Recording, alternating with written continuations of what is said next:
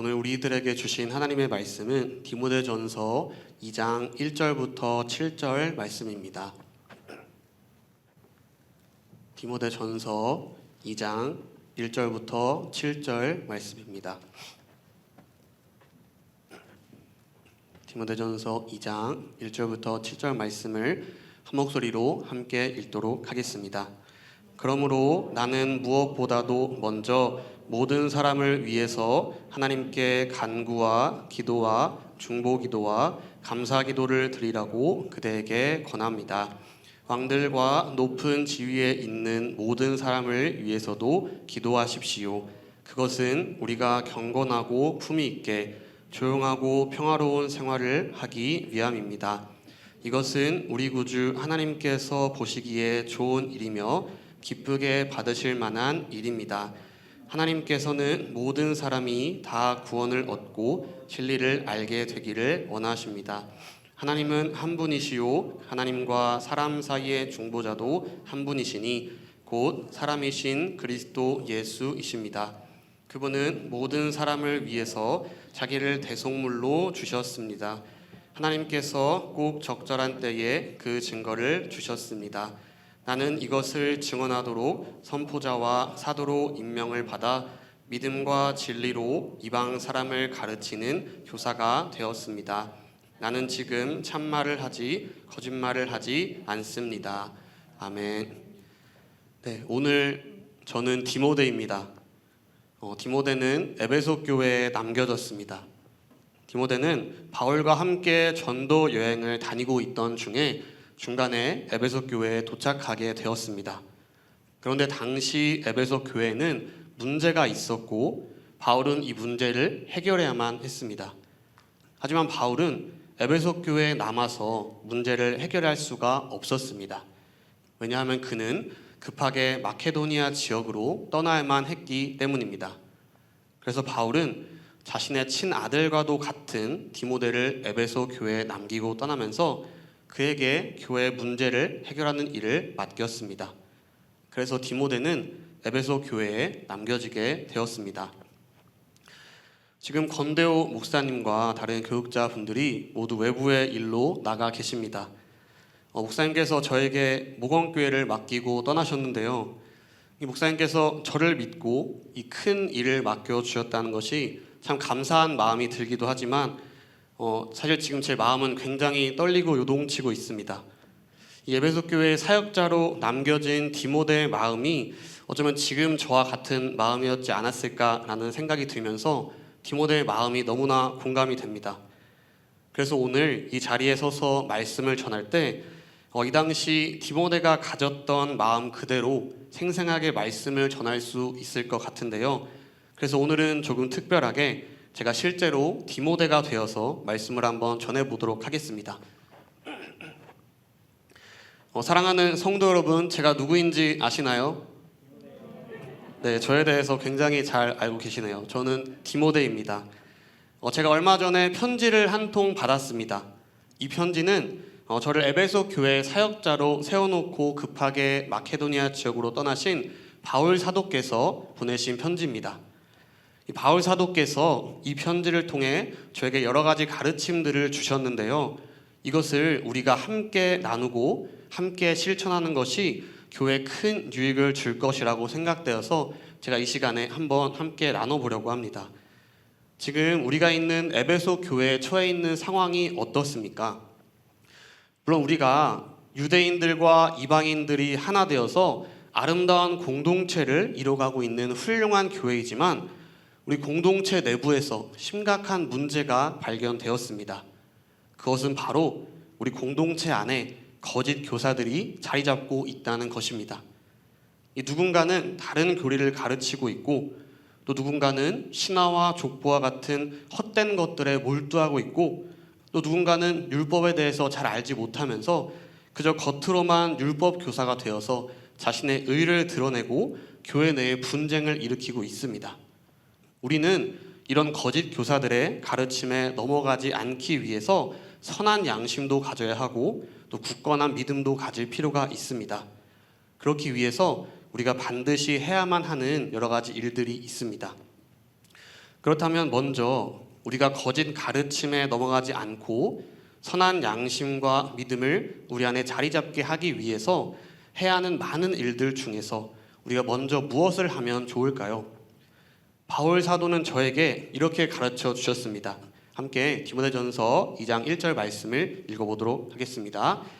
그러므로 나는 무엇보다도 먼저 모든 사람을 위해서 하나님께 간구와 기도와 중보기도와 감사기도를 드리라고 그대에게 권합니다. 아멘.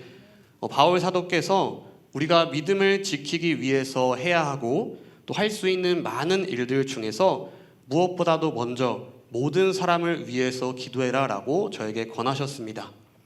우리는 여기에서 두 가지 포인트를 눈여겨볼 필요가 있는데요. 먼저 첫 번째는 우리가 기도해야 될 대상이 모든 사람이라는 것과 또 두 번째는 바울 사도께서 말하고 있는 기도가 네 가지의 종류가 있다는 것입니다. 먼저 바울 사도께서 가르쳐 주신 기도의 네 가지 종류에 대해서 한번 나눠보도록 하겠습니다.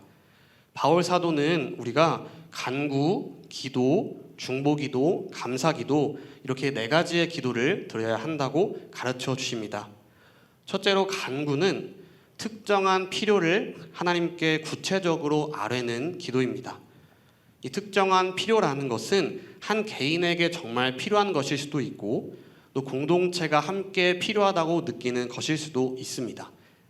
그러한 필요에 대해서 하나님께 구체적으로 구하고 아뢰는 것이 간구 기도입니다. 예를 한번 보도록 하겠습니다. 함께 누가복음 1장 13절 말씀을 읽어보도록 하겠습니다. 천사가 그에게 말하였다. 사가랴야 두려워하지 말아라. 내 간구를 주님께서 들어주셨다. 내 아내 엘리사벳이 너에게 아들을 낳아줄 것이니 그 이름을 요한이라고 하여라. 아멘. 이 누가복음 1장 13절 말씀에서도 간구라는 단어가 등장합니다. 이 말씀은 천사가 사가랴에게 하나님께서 너의 간구 기도를 들으셨고 곧 응답하실 것이다 라고 말하고 있는 장면입니다. 이 사가랴가 누구입니까? 사가랴는 헤롯이 유대 왕으로 있을 당시에 제사장으로 있었던 사람 중 한 명이었고 그의 아내는 아론의 자손인 엘리사벳이라는 여인이었습니다. 이들은 하나님 앞에서 의로운 사람이었지만 정말 안타깝게도 자녀가 없었습니다. 이 사가랴의 아내 엘리사벳이 임신을 하지 못하는 몸이었고 또 두 사람 모두 나이까지 많았기 때문입니다. 사가랴와 엘리사벳에게는 특정한 필요가 있었습니다. 그 필요가 무엇인가요? 네, 바로 자녀입니다. 이 사가랴 부부는 자녀라는 특정한 필요를 위해서 하나님께 얼마나 간절하게 구했을까요? 결국 하나님께서 이들의 기도를 들으시고 응답해 주셨는데 이들이 낳은 아들이 바로 우리가 세례 요한이라고 부르는 요한 아닙니까? 이처럼 간구라는 것은 나에게 필요한 것을 하나님께 간절히 구체적으로 구하는 기도입니다.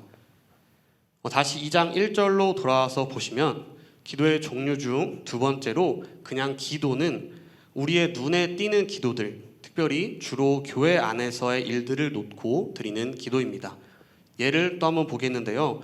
사도행전 2장 42절 말씀을 보시면 당시 베드로의 설교를 듣고 많은 사람들이 회개하고 주님께로 돌아오게 되면서 큰 교회 공동체를 이루게 되었습니다. 이들은 사도들의 가르침에 몰두했고 서로 사귀는 일과 빵을 떼는 일 그리고 기도하는 일에 힘썼습니다. 이 당시 초대교회 분위기를 보았을 때 이들이 드린 기도는 이 교회 공동체를 위해서 공동체 안에서의 일들을 놓고 드린 기도였지 않겠습니까? 이처럼 기도라는 것은 눈에 띄는 일들, 주로 교회 안에서의 일들을 놓고 드리는 기도입니다. 그리고 셋째로 중보기도는 도고기도라고도 하는데요.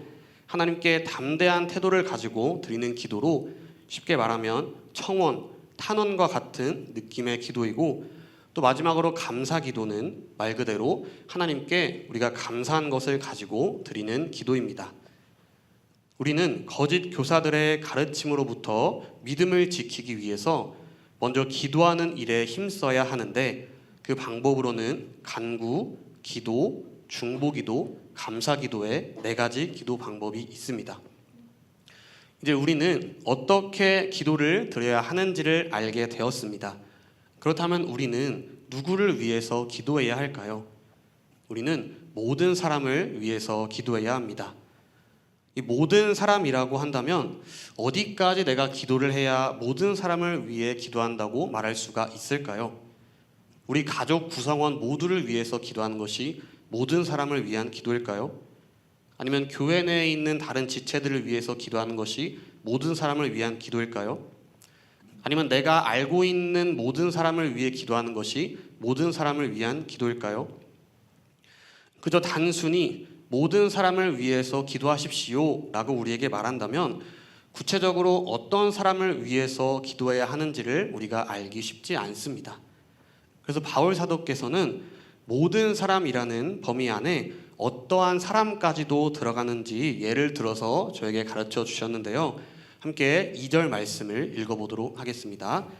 왕들과 높은 지위에 있는 모든 사람을 위해서도 기도하십시오. 그것은 우리가 경건하고 품위 있게 조용하고 평화로운 생활을 하기 위함입니다. 아멘. 바울 사도는 모든 사람을 위해서 기도할 때 왕들과 높은 지위에 있는 사람을 위해서도 기도하라고 저에게 가르쳐 주셨습니다. 에베소 교회 성도 여러분, 지금 우리를 통치하고 있는 사람이 누구입니까? 지금 우리를 통치하고 있는 사람은 네로 황제 아닙니까? 로마의 5대 황제인 네로 황제가 지금 우리들을 통치하고 있습니다. 그런데 우리가 이 네로 황제에게 당한 것이 얼마나 많습니까? 예수 그리스도를 믿는 우리를 얼마나 핍박하고 억압하는지 제가 방금 네로 황제 이름을 말할 때 네만 들었는데도 벌써 불안해하시는 분들의 모습이 보입니다. 그런데 사실 이 네로 황제가 예수 그리스도를 믿고 따르는 우리들뿐만 아니라 다른 세상에 있는 많은 사람들에게도 좋은 인상을 주는 황제는 아니지 않습니까? 그런데 왜 바울 사도는 우리에게 그런 사람을 위해서도 기도해야 한다고 가르쳐주고 있는 것일까요? 그 이유는 바로 우리들을 위해서입니다. 2절 하반절을 보시면 바울 사도는 우리의 경건하고 품위 있는 삶, 조용하고 평화로운 생활을 위하여 황제를 위해 기도해야 한다고 말하고 있습니다. 물론 이 네로 황제의 정책들, 또 우리를 대하는 태도들이 정말 마음에 들지 않더라도 우리의 믿음 생활을 위해서 우리가 그 어떠한 방해도 없이 하나님을 예배하기 위해서 정말 우리를 위해서라도 그런 끔찍한 네로 황제와 같은 모든 사람을 위해서 기도하는 일은 필요한 일입니다. 이처럼 우리는 우리의 믿음을 지키기 위해서 또 하나님을 예배하기 위해서 모든 사람을 위해서 기도하는 것이 필요한데요. 이 외에도 모든 사람을 위해서 기도해야 하는 이유가 더 있습니다. 함께 3절 말씀을 읽어보도록 하겠습니다. 이것은 우리 구주 하나님께서 보시기에 좋은 일이며 기쁘게 받으실 만한 일입니다. 아멘. 우리가 모든 사람을 위해서 기도해야 하는 이유는 그것이 우리 구주 하나님께서 보시기에 좋은 일이시고 또 하나님께서 기쁘게 받으실 만한 일이기 때문입니다. 온 세상을 창조하시고 다스리시는 왕이신 하나님은 모든 사람이 구원을 얻고 진리를 알게 되기를 원하시는 분이십니다. 하나님은 한 분이시고 하나님과 우리 사이의 중보자도 한 분이신데 그분이 누구십니까? 맞습니다. 하나님의 아들이시며 사람의 몸으로 우리를 찾아오신 예수 그리스도이십니다. 예수 그리스도는 모든 사람의 구원을 위하여 자기 자신을 대속물로 드리셨습니다. 우리의 죄를 대신하셔서 십자가에 못 박혀 죽으시고 또 다시 부활하심으로 우리를 죄와 사망으로부터 구원하여 주셨습니다. 바울 사도 역시 모든 사람의 구원을 위해서 이것을 전하는 사람으로 부름을 받고 지금도 계속해서 이 진리를 전하고 계시지 않습니까? 그렇기에 우리는 모든 사람을 위해서, 모든 사람의 구원을 위해서 기도해야 하는 것입니다. 그런데 우리가 한 가지 생각해 봐야 할 것이 있습니다. 하나님은 모든 사람이 구원받기를 원하십니다. 그리고 그 일을 위해서 하나뿐인 아들 예수 그리스도를 우리에게 보내주셨고, 예수 그리스도 역시 모든 사람의 구원을 위해서 십자가에서 피를 흘리시며 죽으셨습니다. 그런데 그래서 말 그대로 모든 사람들이 다 구원을 받았나요? 하나님께서 처음 지으신 사람인 아담부터 지금까지 존재했던 모든 사람들이 다 구원을 받았습니까? 그렇지 않습니다. 구원받지 못한 사람이 존재합니다. 왜 구원받지 못한 사람이 존재할까요? 전능하신 하나님께서 모든 사람이 다 구원받기를 원하시는데 왜 구원받지 못한 사람이 존재하는 것일까요? 혹시 어쩌면 사실은 하나님께서 능력이 없으신 분이기 때문일까요?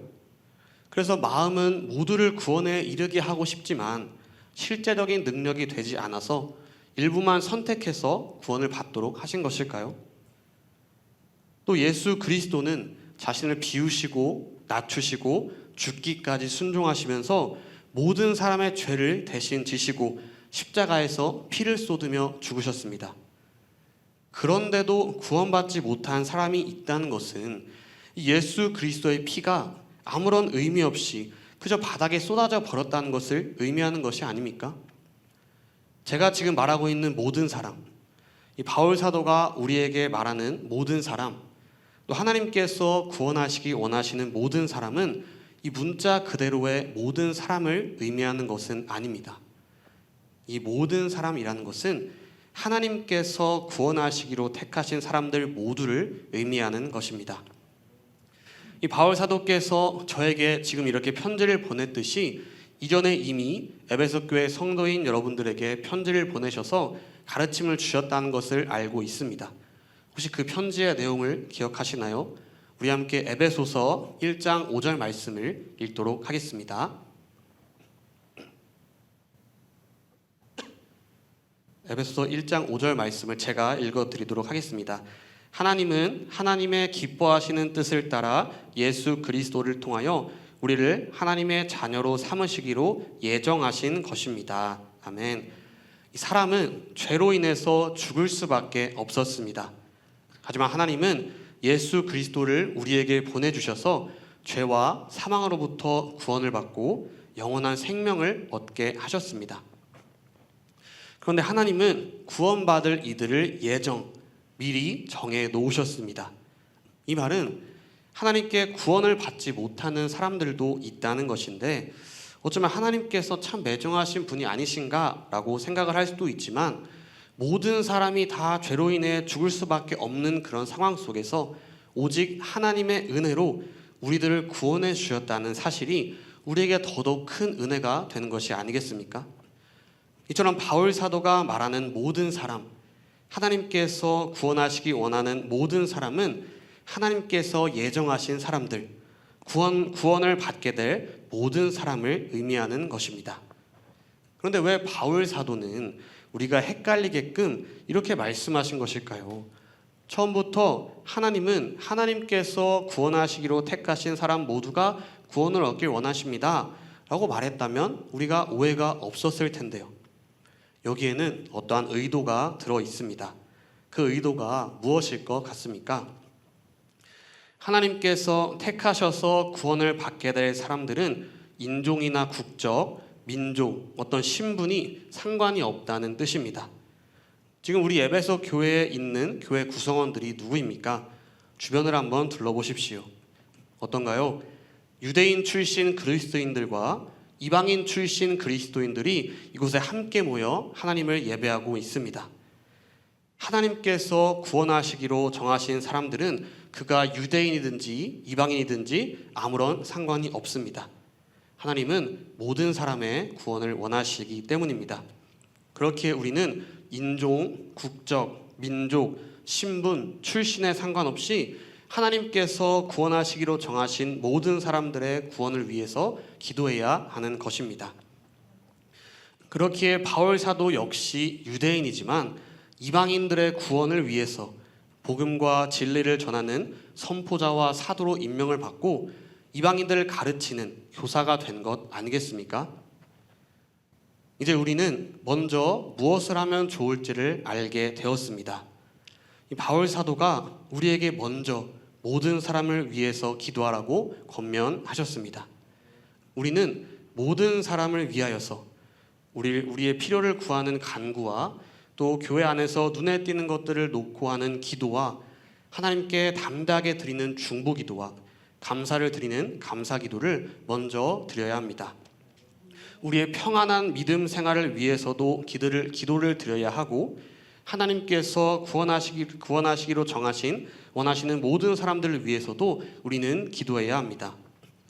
그런데 왜 우리가 기도해야 합니까?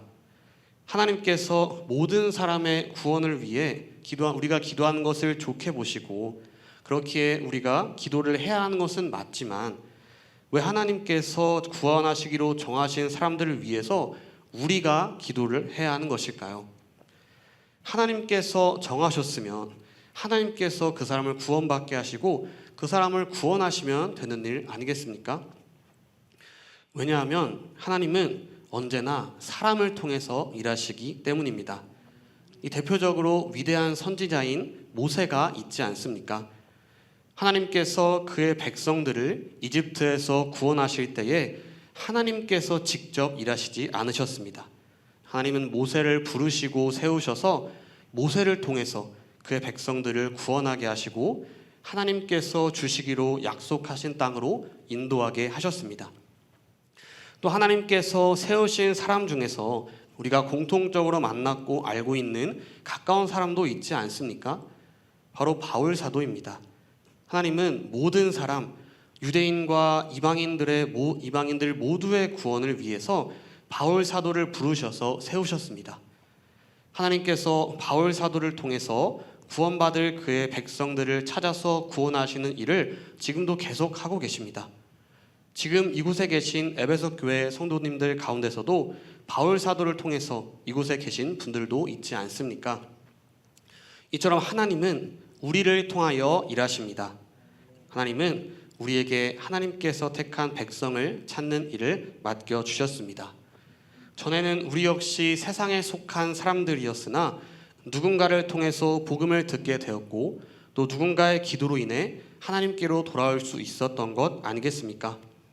하나님은 이제 우리의 기도를 통하여서 하나님께서 구원하시기로 정하신 이들을 찾고 부르고 계십니다. 그래서 우리는 모든 사람을 위해서 기도하지 않을 수가 없습니다. 사랑하는 무건교회 성도 여러분들, 저는 이제 다시 하면빈 전도사입니다. 우리는 모든 사람을 위해서 기도해야 합니다. 모든 사람의 구원을 위해서 우리는 기도해야 합니다. 하나님께서 그의 택한 백성을 찾는 일을 우리에게 맡겨주셨고 우리는 기도를 통해서 그 일을 할 수 있습니다. 이제 우리는 기도의 범위를 넓혀야 합니다. 나를 위해서만 기도하고 내 가족들, 내 친구들, 내가 속한 공동체의 구성원들을 위해서만 기도했었다면 이제는 우리가 모든 사람을 위해서 기도해야 합니다. 대선이 얼마 남지 않았는데요. 우리가 앞으로 뽑히게 될 대통령을 위해서도 기도해야 하고 또 우리 나라를 위해서도 기도해야 하고 또 세계 열방을 위해서도 기도해야 하고 또 열방에 계신 선교사님들을 위해서도 우리는 기도해야 합니다. 우리는 앞으로 뽑히게 될 대통령과 또 나라의 위정자들을 위해서 기도해야 합니다. 그들을 통하여서 우리 그리스도인들이 온전히 하나님을 예배할 수 있는 나라가 될 수 있도록, 그래서 영혼 구원하여 제자 삼는 일을 잘 감당할 수 있도록 우리는 그들을 위해서 기도해야 합니다. 또 우리는 세계 열방을 위해서도 기도해야 합니다. 이제 우리가 한 나라에만 영향을 받는 것이 아니라 우리는 전 세계로부터 영향을 받는 시대가 되었습니다. 그렇게 우리는 전 세계 열방을 위해서도 계속해서 기도해야 합니다. 또 우리는 선교사님들을 위해서도 계속해서 기도해야 합니다. 하나님의 뜻을 따라서 이 고향을 떠나 낯선 땅으로 떠나신 이 선교사님들을 통하여 그곳에 하나님의 나라가 세워지고 또 그곳에서 하나님께서 택하신 그의 백성을 찾을 수 있도록 우리는 계속해서 기도해야 합니다. 그리고 또 우리는 우리의 VIP를 위해서도 계속해서 기도해야 합니다. 하나님께서 우리를 통하여서 구원하고 싶어 하시는 우리의 VIP를 위해서 우리는 당연히 계속해서 기도해야 합니다. 우리는 모든 사람을 위해서 기도해야 합니다. 왜냐하면 그것이 하나님께서 보시기에 좋은 일이고 하나님께서 기쁘게 받으실 만한 일이시고 하나님께서 모든 사람의 구원을 위해서 우리에게 맡겨주신 사명이기 때문입니다.